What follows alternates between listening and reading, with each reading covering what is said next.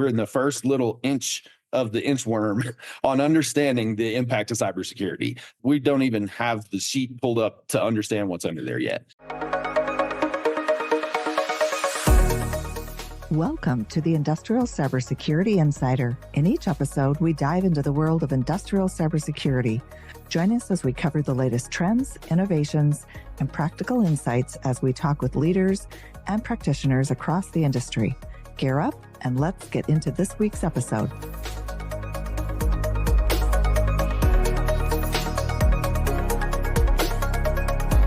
Hi, this is Dino, and today we have with us Dick Wilkinson, who's the CTO and co-founder of Proof Labs. Welcome, Dick. Hi, Dino. Nice to meet you. So where are you located? I am in Colorado Springs, Colorado. You a skier? No. I like the snow, but flat ground. Yeah. We can catch up on that conversation later. Sure. I just came out of the mountains myself a couple of weeks ago. So Gotcha. I love the mountains, but I try to keep it at a slow speed. Well, welcome to the show. So why don't you tell us a little bit about your journey, whether you want to start from the beginning and work your way to today or vice versa? Sure. Yeah, we'll start with the history lesson and we'll come up to current times. So the story begins, as you can kind of see over my shoulder here. I was in the Army for 20 years. And so we get to skip a lot of the story because there's 20 years that are all just kind of one thing. I worked for the National Security Agency for most of my time in the Army. I did signals intelligence. I was enlisted for about 5 years and then became a warrant officer, which is the technical officers in the Army. Really enjoyed that. And that experience set me up for a future in cybersecurity. I finished off my career. I had a bunch of great assignments and I had a lot of space exposure and assignments directly in satellite operations. So as we talk about the company and some of the things I work on now, that's where that started, was in my Army assignments. My last 5 years in the Army were at Kirtland Air Force Base in Albuquerque, New Mexico. That's where I retired. And I was a lab director for a Secretary of Defense activity there where we assessed technologies in like a rapid sort of capability. And so we had radio frequency lab resources, and we also had a cyber lab. And once I got there, that's when my kind of branch over from very unique security things on the RF side to the more what we think of as IT penetration testing. That's where that happened. That set me up for an opportunity after I retired to work for the state of New Mexico. I was the Chief Information Security Officer of the Supreme Court upon retirement. And then I got promoted to be the CTO, which is the statewide judicial branch. So we had a lot of employees, big enterprise, all the, judicial records, the permanent record type resources that we had to protect. So it was a really cool opportunity to come out of the military and get to do that. Worked there for about 3 years, did that during the pandemic. I forgot to put in my bio that I was also at the Water Authority for Albuquerque and Bernalillo County. So I was the CISO there for about 6 months. During that time frame, I started my company, Proof Labs, and we incorporated in 2021 while I was still working for the state, I believe. Did a few consulting jobs here and there as we were getting the company stood up. But now I'm full-time cyber, signals intelligence is in my background. And I've been, a CISO kind of instructor and helper with writing courses and, with the different certification programs and things like that. So really like being part of the community. And when I saw this media outlet that you all operate, I said, wow, I think this would be a great resource to participate. So thanks for having me. No, thanks for joining us today. So tell us a little bit about Proof Labs. So what's that all about? Proof Labs is a cybersecurity company that's focused on space technology. And as I mentioned before, the reason that we did that is because I'm the CTO. I said, let's do what I'm most comfortable with, and let's work in a space where there is high value assets that require a lot of security. We had started out on the IoT side of the house. And for your audience, there's a lot of exposure to the explosion of IoT right now. Mm-hmm. Looking to try and make security solutions for more of the home user or not quite commercial or industrial grade products. And we quickly realized that there's not a big motivation for security solutions in that space. I felt like it was a broad market, but there's not a lot of adoption for security there. And so we didn't really get much traction, did that for about a year. And then we said, all right, my partner, I have my co-founder and CEO, Rick Aguilar. We said, we both have DoD background experience. He's been a contractor doing IT work for them for a long time. And we said, let's go back to the horse we know how to ride and let's go to the DoD and see what we can do. And satellites was just the right fit for us. So we make security software that's onboard intrusion detection for satellites. So that's a new field, and we're one of the first entrants into that market. So outside of government, how many commercial organizations are actually using satellites today for communications, especially around manufacturing, which is kind of our focus on the OT side? But I guess oil and gas would probably be a big one, but yeah. So oil and gas is a great example because they have a lot of backhaul requirement where there's remote locations where there are people or there's just equipment and there's not usually people. So they're definitely using satellite. And then of course they've got people that just need to use satellite phones and internet connectivity when they're out in remote locations. But there's satellite is built in so many different parts of critical infrastructure that people don't realize. There may be your primary link that's going to be terrestrial and maybe a cellular network or a microwave connection, but you've almost, in most places, if it's a critical component, you're going to have some satellite connectivity there as well for a bare minimum, an emergency way to contact that system. So honestly, the penetration of satellite use throughout any vertical, it's there. You just have to follow the network path and you'll find some satellite links in there. So do you see control traffic, the traditional OT type assets going across the satellite network? When I think about, kinetic machines versus just data comms, for communications, but I'm talking about machine control, where I guess like on an oil rig, are they using satellites to communicate with control systems on oil rigs? Yes, absolutely. Yeah, there's remote control panels. There'll be some big central station that has, eyes and visibility into the primary operations of equipment that's actually deployed out there. And they'll be able to send commands and, turn dials virtually because everything's done on some kind of virtual kind of dashboard now instead of mechanical dials. So it's an intrusion detection system. So are you doing the asset inventory, malware hunting, providing insights into communication paths, asset protocols, applications? Yeah. OT IDS is what I'll call it. The Armises and the Nozomis types of technologies. The way to describe it is a lot of people don't think of satellites as a piece of OT equipment. And so while we're discussing it in this lane, I like to describe to people, especially in the space industry, if they're trying to determine where have they departed the IT network and they are now, probably in an OT data stream. A good line of departure there in satellite networks is, have you left TCP IP as your packet structure, and now you're in some other proprietary packet scheme? That happens in satellite equipment when you're at the satellite modem from the ground where the pedestal's at up to the spacecraft. You are most likely encapsulating TCP as an underlying data stream, and now you've got a different overlying data stream on top of that. And that is an OT connection, right? That is not a standard signaling system. That is not using regular ACK, handshake. It's doing something else that's persistent, and authentication is happening in a different way. So that's a good example of how OT is part of a satellite network. As far as intrusion detection, we're on orbit. Our software runs directly on the satellite. So we are watching several different attack surface control areas within the spacecraft. And we're using automated sensors, which are machine learning algorithms that can watch the traffic from the systems inside the spacecraft. Your vehicle, just like your car on the ground, it has an internal bus network, and there's CAN bus, which, a lot of the folks on this, audience are going to understand. Yep. CAN bus is used in spacecraft. There are satellites that use the same vehicle bus structure with the same signaling. And so we are watching and observing that type of bus signaling, and we're able to detect anomalies in behavior or in operational status of different parts of the spacecraft. So intrusion detection is, in this case, is a heuristic analysis of how's the spacecraft behaving based on previous understanding of nominal operations, and then being able to identify when even the slightest variation indicates that there's something wrong. One challenge here for space is that you can't automatically assume it's cyber intrusion. You have environmental concerns in space where you have space weather and you have performance and mechanical issues that can happen with your asset.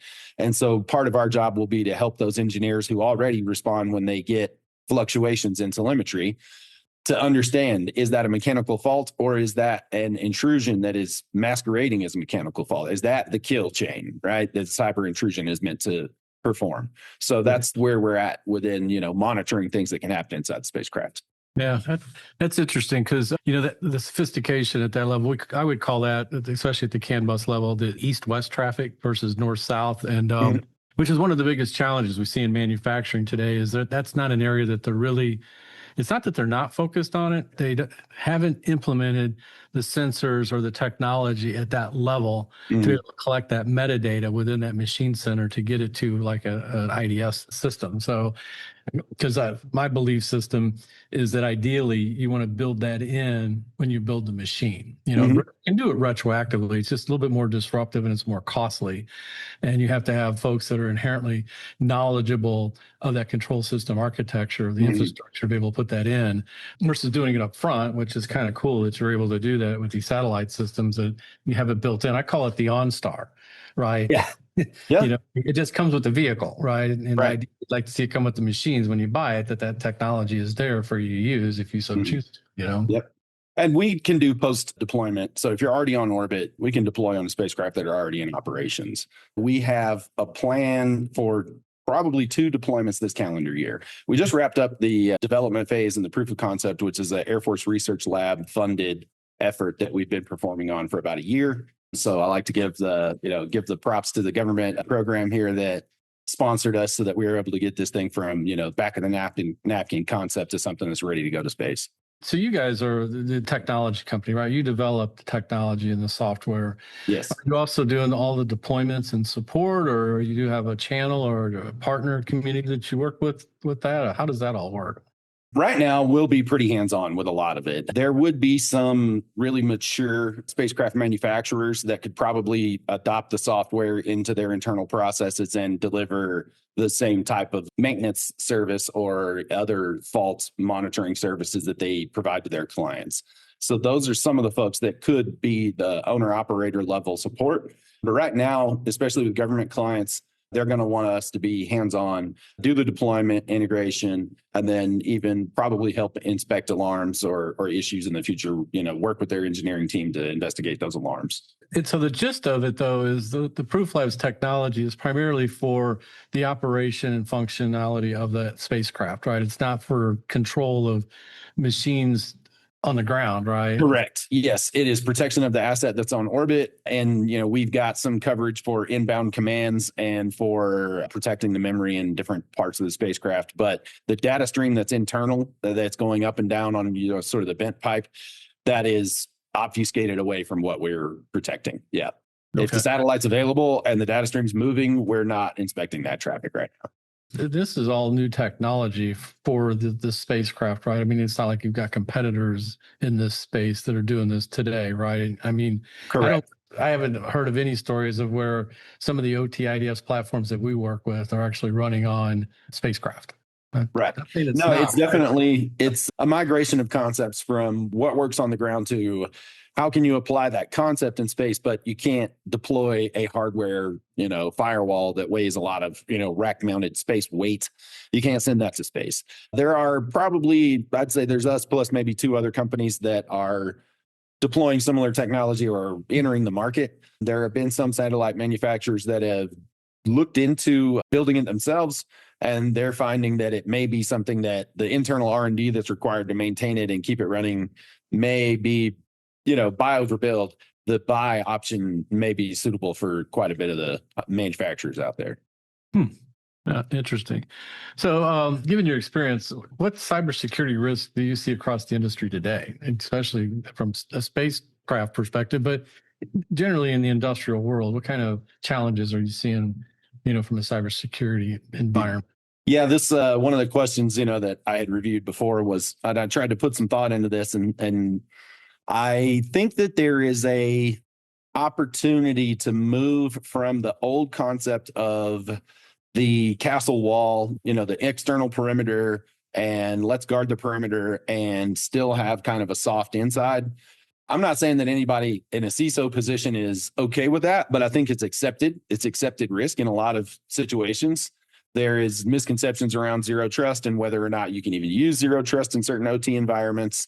And so I think that right now, some of the misconception that's still being accepted as, I don't know, common operation and common procedure is to really rely on that external perimeter hard line for your cybersecurity, and then have a little more gray area on your internal controls.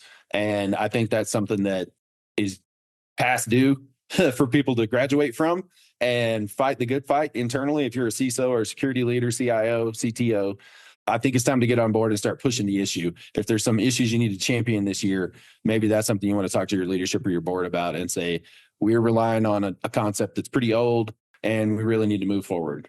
You're spot on like that. I like where you're going with that, because I have the same mindset that in our business, from a manufacturing perspective, is the CIOs, the CISOs, the CTOs, those that have traditionally that cybersecurity responsibility, are not engaging the OEMs and the system integrators who are doing a tremendous amount of work in their manufacturing facilities on a pretty consistent, regular, daily basis, right? Mm-hmm. And because we're on that side of the fence, right? I put us in that OT ecosystem, not in the IT ecosystem. And, sometimes, we're doing millions of dollars worth of, upgrades, brownfield, greenfield, expansion, lifecycle replacement, new products that the client may be wanting to run on their systems, and adjustments need to be made. And we just don't have that continuity between that IT leadership and the folks that are on the boots on the ground, as I call them, that are working in plants every day, Sure. trying to drive an OT cybersecurity method. So that I like where you were going, that needs to change, right? And it does. Somehow we got to get those folks engaged in who these organizations are. What are your capabilities? Who are your partners? What kind of practice do you have? What kind of partnerships do you have? What kind of services do you provide? Because I have a cybersecurity strategy I'm trying to implement, and I got this big gaping hole in my plans. To the squishy middle, as you called it. Yeah.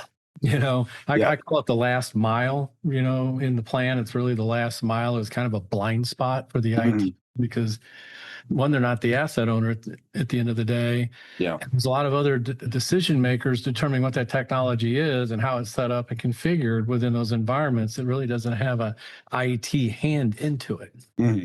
As I think I mentioned earlier, I was the CISO for a water authority, and that was probably my experience or my most exposure to engineers that have that requirement for availability or safety. Their vote weighs more than the cyber vote or the IT vote. Really, the operational vote was always going to win the day. And that required, unfortunately, political, thinking at times, or a lot of relationship building to understand, hey, I know that this movement has to happen. That's what's going to mean to me and my responsibilities. That's what you're talking about there, as far as having that exposure to the boots on the ground. Why did you change that? And who understood what was going to happen when it got changed? Right. How was the change management process, including somebody like the cyber leadership? Well, it's because safety is always job one. And priority number two is reducing unplanned, unscheduled downtime. Yeah.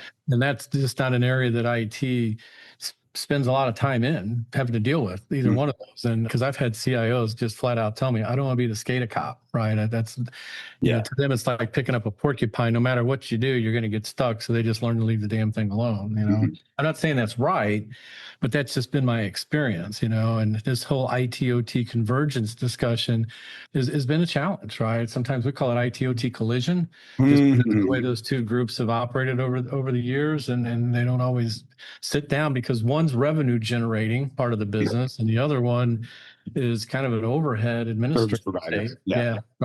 Right. Shifting gears a little bit, let's talk about AI. So I just got my hands on the World Economic Forum that just was this past week.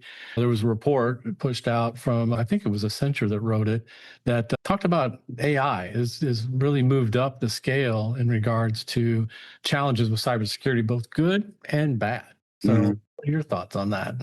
AI as a category, it's a tool. And so I'm not surprised that it can be used equally well in the, black hat environment or the white hat environment. The motivation of the user of the tool is what determines the outcome, right? So the tools themselves rapidly progressing into situations where I think the biggest impact is that it lowers the barrier of entry for a lot of people that maybe wouldn't have been able to technically grasp how to do a penetration test, or even understand the results of a penetration test. Maybe they understand how to run a tool, but then when they get the results back, they just don't know what it means. And so I think that has lowered that barrier of entry to a whole new category of people. Now, good or bad, right? You say, well, having to learn how to build the set out of the erector set in the Lincoln logs, like that is part of it, right? And that is what you become, how you become a well-versed expert, is because you understand how the building blocks go together.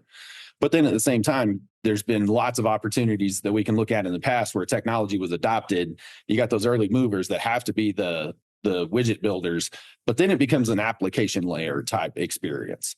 And AI went from needing to understand how to be a widget builder in almost any AI application to it's a fully user UX experience. There's no technology knowledge required. That happened so fast. And so I don't think, we're in the first little inch of the inchworm on understanding the impact of cybersecurity. We don't even have the sheet pulled up to understand what's under there yet. That's kind of my take on it. Yeah, because I will tell you that in the work that we've been doing for the last several years and working in the manufacturing space, I've yet to find a client that's got 100% visibility into their entire industrial complex per se. No. Right. It's hard. But if you're a CISO or CIO on the IT side, you've done everything you can within your power to have that asset inventory and understand the risk and vulnerabilities associated with those assets that are within that IT leadership's control. But back to our earlier discussion on IT and OT, we just don't see that, and it's creating, to your point about, I call it alert fatigue, right? When we put in these OT IDS tools, the amount of information that comes flying up and out of there, stuff that they've never seen, right? They think they have 3,000 assets, you got 10,000 assets in this plant, multiply that across, 50 plants that you have, and all of a sudden it becomes just an overwhelming, slog of data how do I organize this? How do I prioritize this? What does this mean? Without internal resources that have done this work. So then you got to rely on maybe third parties, these consulting groups, the services organizations, and you got to find them. And there's not very many of them out there per se. In the IT side, you can find it, and from an IT perspective, but on the OT side, not so much. I think there's it's been around for a few years already. I can say that confidently. But as I was talking about earlier, the apprehension around deploying stricter segmentation or zero trust, or increasing the level of scrutiny within your internal network. That's one area where AI, even a few years ago, in the very big offerings, your Cisco and those level, Juniper and those kind of guys, they had that capability where it would sense the network for a couple days or a week, and then it would give you a menu of options as the person that was going to configure the box to say, hey, okay, these connections make sense. These connections don't make sense. Don't authorize those. And it was a way to fast track your deployment of a much heavier segmentation within your network, where something that might take 3 or 4 people, a couple of months to conceptually map out and then start to execute. You got there in about a week or two, and then a week or two of tweaking, and only one person doing it for a few minutes a day. So that's just one example that's already 5 years old. So I can only imagine, I haven't peeked into that, in the last couple of years, how robust some of those capabilities are now. Yeah, well, and the infrastructure is still light. The life cycle of OT assets is measured in decades. It's not in a few years. Yeah. We still find large flat networks that are out there in these plants. So you got, I call it the dogs and cats are living together, as far as the communications. They're not doing the micro segmentation. And even if they are, they're doing it at such a high level, they're not down in that control layer to determine why is utilities talking to my filler, per se, packaging line, that conversation doesn't need to happen. And if you're talking to the plant, they don't know why that's there. So then you got to wind your way through OEMs and SIs to determine why is there a dependency? If I disconnect it, what happens? Right. And I'm an Army guy, right? So I'm authorized to pull the plug and stand there and watch and see what happens, right? I was the guy that said, yeah, we can do that. So the plant people don't like doing that. No, we weren't making money with our stuff. We were doing other things. There was no revenue associated with pulling the plug. Right. It could have been a safety issue. They think something bad could really happen, just damage equipment or somebody get hurt, or just the loss of revenue that you might sustain. Which I've seen that happen. I've seen somebody pull the wrong cable and shut a plant down for a day, and they lost $1 million too, because the furnaces came down. And you can't stop a furnace when it starts shutting down. You got to bring it all the way down to a safe state before you can bring it back. That takes a day.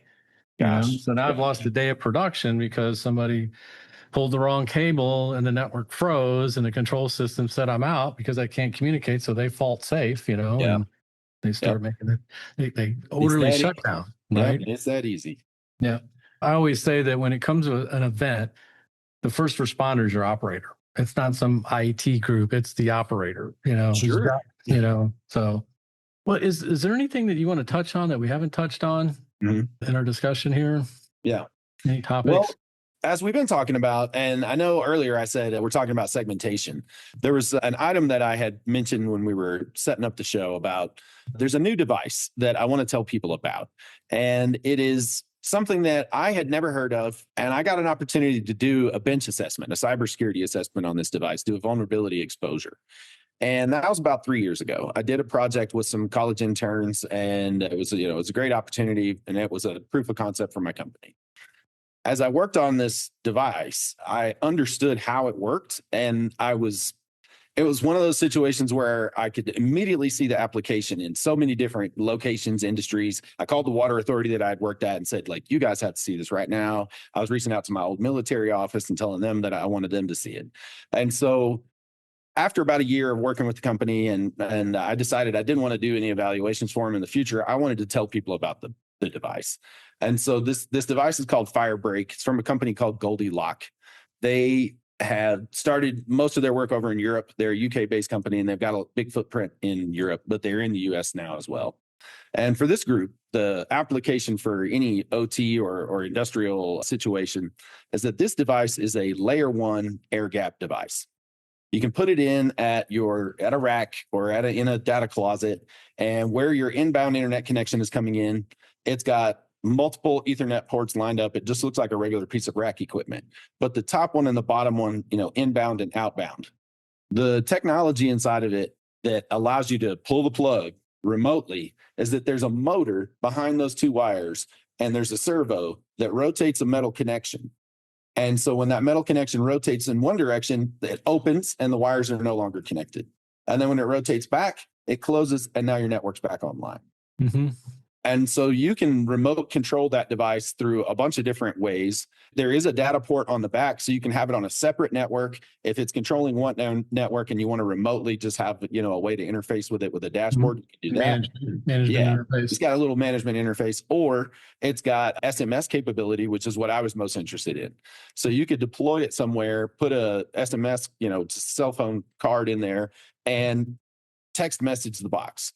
You text message a specific string of characters, and that's the command to open or close whatever numbered port you want on there. Or you can send it like an emergency command, close all, open all. And you get that feedback right away to somebody's console, even if you get a text message back to you and back to the control console. And it's within a second. You send that text message as the latency of the network is the longer delay. The actual open or close, you can do that once a second. You can pre-program it as well. So if you don't want to have a SIM card in it, you just want it to be able to know, if it's on and live and it has a clock associated with it, you can say, be open from this time and close at this time. And so that capability of, let's say you got a station, I live near the mountains. You've got a radio station up at the top of the mountain, and it's your trunk mobile radio that talks to all your crews that have all their trucks. And that thing starts to have problems. It takes you maybe a whole day to drive up to the mountain, check on it, see what's going on, replace something, come back down. What if you could just turn it off, isolate it, right? There's all sorts of, as we were talking about earlier, the outstations that you have for any kind of industry. If you've got a remote location and it's got internet connectivity, and then it's got that satellite dish right there, you can open or close that connection as needed. Maybe you want to control your bandwidth so that you're not using up money. And it's not even a security need. It's just a way to make sure that it's only talking when it's supposed to. There's 20, 30 different applications. So it's a human in the loop, right? Yes. Per se. Right. Yes. Okay. There are ways to do it without a human in the loop. So you can program it. So like you said, I want to open between 12 and 2 on Saturdays. And so you can schedule. You can also API trigger it. And so we had some use cases where, let's say you have a security system, and the security system is pretty advanced, so it can draw a box around an intruder. And if somebody's at your gate trying to get in, or there's somebody inside the facility and the security camera system sees that, draws a green box and says, there's a person, that can hit an API, disconnect your network. So there's a lot of different ways to trigger it, and there's a lot of different ways to manage how data is going in and out of it. you can make it sort of a man trap port for data. So data goes in. If you got a DMZ, you can send data into one area, disconnect the network, and then allow the internal network to come get its download. That way you don't have a full connection open if you're doing something like firmware updates. Yeah. So is it like a container per se? It is physical layer 1 only. There's no IP address associated with those ports. It's just the cable connection in and out right there. Like, Yeah. So you're controlling that servo. Yep. Yeah. That's so cool. it's just a really cool device that I think if anybody listening has the light bulb has gone off for them and they have air gap concerns, something to look into, something that I think, I say I'm an evangelist. I want critical infrastructure to be protected. And I see this as a way to really be able to throw the switch. So perfect. Very cool. Yeah. When I started way back in the day, and I'm talking 80s, we used to have the old AV switch. Remember? Mm-hmm. to open or close comms based on whether I want to move from one system to the next, or I want it to be offline until I want it to be online for somebody to gain remote access per se. Yeah. So, Yep. So this is just the modern version of that, and then they do it on almost like a PLC. I mean, that's how PLCs operate, right? Yep. And it's got whatever Ethernet and fiber. So there's different options. Yeah. So just something that I'd like to share the word anytime I get a chance to talk to different industries and different folks. Yeah. So I appreciate the opportunity to mention that. Take a quick question. Have you ever heard of Chasm Technologies? Chasm? Did you ever get a chance to look it up? It came out of the DoD space. It's been in there for over a decade. It has to do with, it's not anything to do with what Proof Labs, but it's more of a workstation streaming. Right? No, I can't say that I have. Yeah. It's something worth taking a look at. We're looking at it for managed services platform. So I didn't know because you came out of the military. If you'd come across Chasm, it's KASM is what it is. Yeah. No, I have not. Okay. Well, I think some of your brethren from your military days are very familiar with Chasm. So it came from that space. It's just now kind of inching its way out into the commercial world. They let it out. So, well, it's been great. It's nice meeting you. Yeah, thanks, Dino. I appreciate the opportunity. And as I had said, I think it'll be an easy day for both of us. So it's been a great conversation. Yeah. You're not going to S4, are you, at the end of the February? The OT Cybersecurity conference down in Florida? No, I stick to space. If I have to travel, I try and keep it directly, space customer focused. We're in go-to-market mode. So I'm going to have a lot of movement around needing to go to conferences, talking to people about satellites. Yeah. You haven't been to space, have you? I wish. No. Funny story there. When I was deployed to Afghanistan, I got in touch with, there's an Army major that worked at NASA. And I said, hey, I figured I'd use I'm in a war zone, so you have to talk to me. Because otherwise I knew he'd just be like, you're not qualified for this at all. And just like hang up on me. But I managed to get a phone call with him and tell him I wanted to be an astronaut. Right. And he said, yeah, no, you're not. You're the wrong type of everything as far as what the Army is concerned to be an astronaut. So like, I don't know, get out of the Army and then maybe you could be an astronaut. So, but I put in the call. I did. Well, good. All right, Dick. Thank you. Yeah. Thanks, Dino. Take care. Thanks for tuning in to the Industrial Cybersecurity Insider. To stay up to date with our latest episodes, be sure to click the follow or subscribe button now. And if you found this podcast helpful or have a topic you'd like us to discuss, please leave us a review or let us know. Thanks again for listening. See you next time.